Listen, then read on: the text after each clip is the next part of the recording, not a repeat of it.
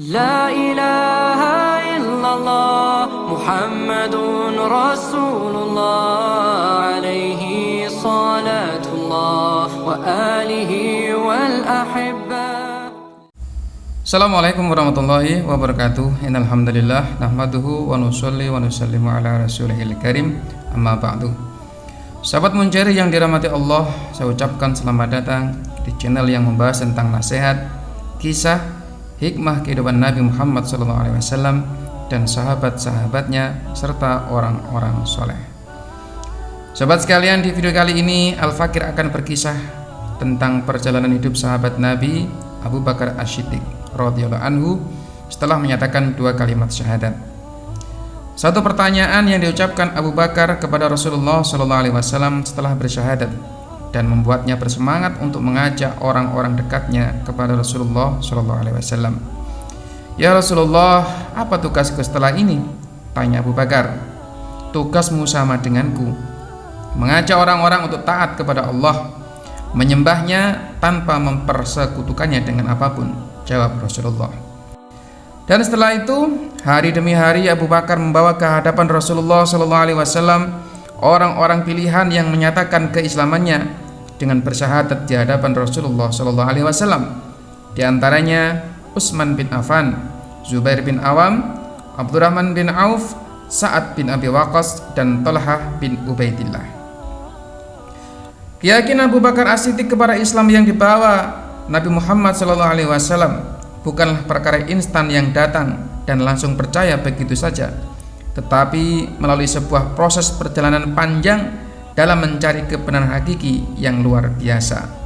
Dari semua ramalan-ramalan ahli kitab yang pernah didengarnya dan dari sekian logika yang menjadi landasannya, serta kebiasaannya bertafakur akan kebenaran yang luar biasa. Kemudian dari pengalamannya yang tidak pernah meleset tentang kebenaran dan kebesaran nama Muhammad, serta kesuciannya yang disaksikan dengan kedua matanya, dialah Muhammad yang saat ini diangkat Allah menjadi utusannya, di mana sebelum diangkat menjadi Rasul, Muhammad sudah mendapat gelar Al-Amin dari masyarakat kota Mekah. Sebuah gelar yang tidak main-main bagi masyarakat Mekah karena bisa menjadi kebanggaan dan derajat yang tinggi di antara suku-suku yang lain. Mayoritas masyarakat Mekah menitipkan harta benda dan barang-barang berharga kepada Muhammad. Selain itu, Muhammad sebelum diutus menjadi nabi mempunyai kepribadian yang menyenangkan. Hal inilah yang membuat Abu Bakar percaya dengan apa yang disampaikan Muhammad, didukung dengan wahyu suci yang turun di Gua Hira. Perjalanan Abu Bakar As-Siddiq dalam memegang kalimat tauhid yang telah tertancap di dadanya tidaklah semulus kepribadiannya yang santun. Meskipun Abu Bakar dikenal sebagai orang yang dermawan kepada masyarakat kecil di kota Mekah, suka membantu yang lemah, ringan mengulurkan tangan bagi yang membutuhkan, hal itu tidak menghalangi kebencian orang-orang yang pernah dibantunya karena keterlibatannya dalam agama yang dibawa Nabi Muhammad SAW.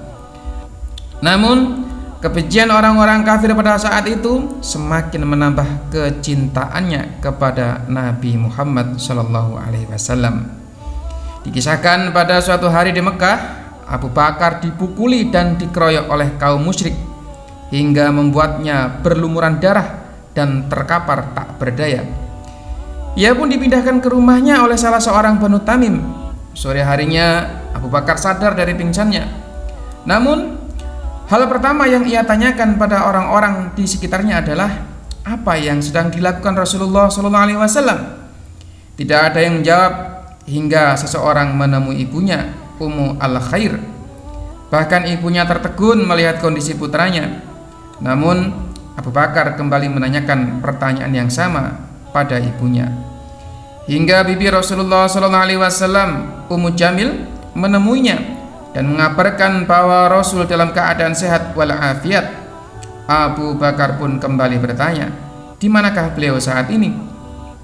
Di rumah Ibnu Abi Al-Arqam, jawab Ummu Jamil.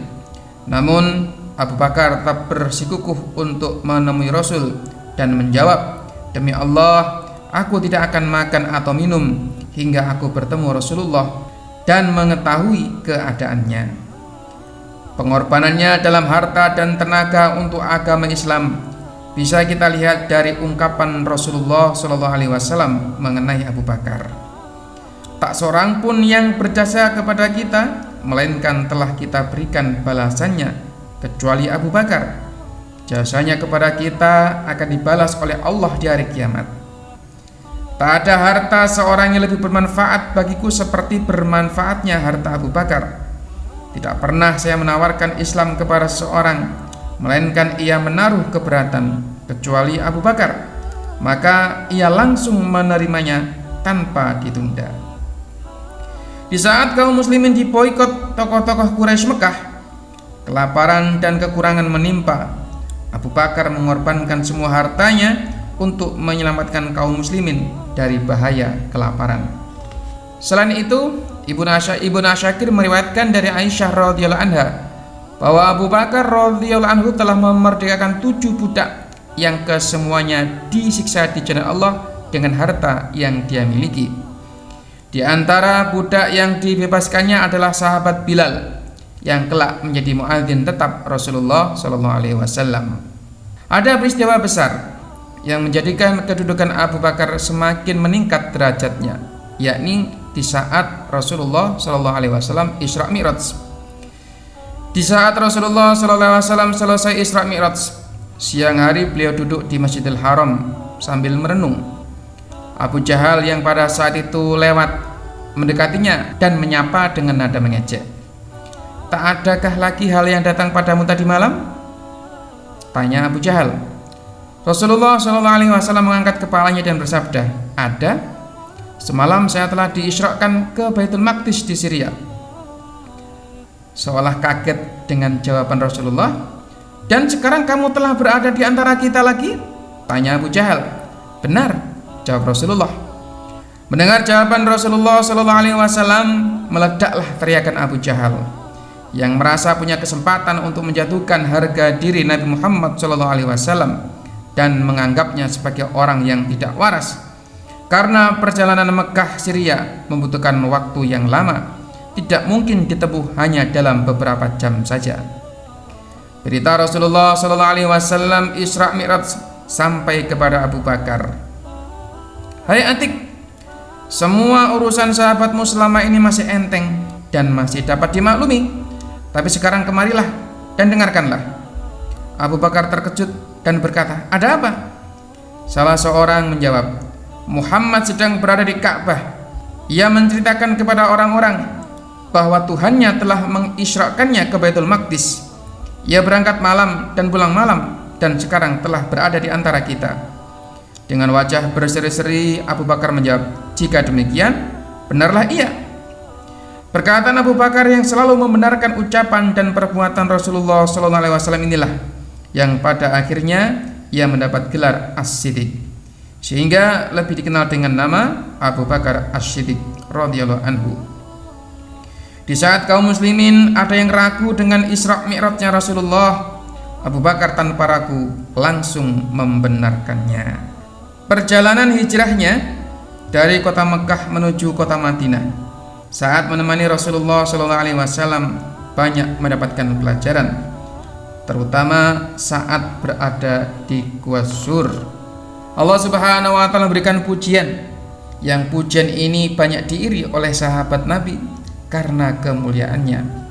Allah Subhanahu wa Ta'ala berfirman dalam surat At-Taubah ayat 40 yang artinya, jika kamu tidak menolongnya, sesungguhnya Allah telah menolongnya. Yaitu ketika orang-orang kafir mengusirnya dari kota Mekah, sedang dia salah seorang dari 2 orang ketika keduanya berada di dalam gua. Ketika itu dia berkata kepada sahabatnya, jangan engkau bersedih, sesungguhnya Allah bersama kita. Maka Allah menurunkan ketenangan kepadanya dan membantu dengan bala tentara yang tidak terlihat olehmu, dan dia menjadikan seruan orang-orang kafir itu rendah, dan firman Allah itulah yang tinggi. Allah Maha Perkasa dan Maha Bijaksana. Ahli tafsir sepakat bahwa kata sahabat tersebut ditujukan kepada Abu Bakar As-Siddiq yang menemani Rasulullah SAW di gua, dalam perjalanan hijrah ke kota Madinah. Kedudukan dan gelar sahabat yang diberikan Allah inilah yang banyak membuat sahabat Nabi lainnya iri dengan kedudukan yang mulia ini. Bahkan sahabat Umar bin Khattab radhiyallahu pun berujar, rela menukar kedudukan itu dengan dunia beserta isinya karena mulianya kedudukan tersebut. Setelah kurang lebih 13 tahun menemani Rasulullah di kota Mekah dalam mengajak orang untuk menyembah Allah tanpa mempersekutukannya dengan apapun, Abu Bakar radhiyallahu anhu hijrah dari kota Mekah menuju kota Madinah. Di kota Madinah inilah kehidupan baru dimulai.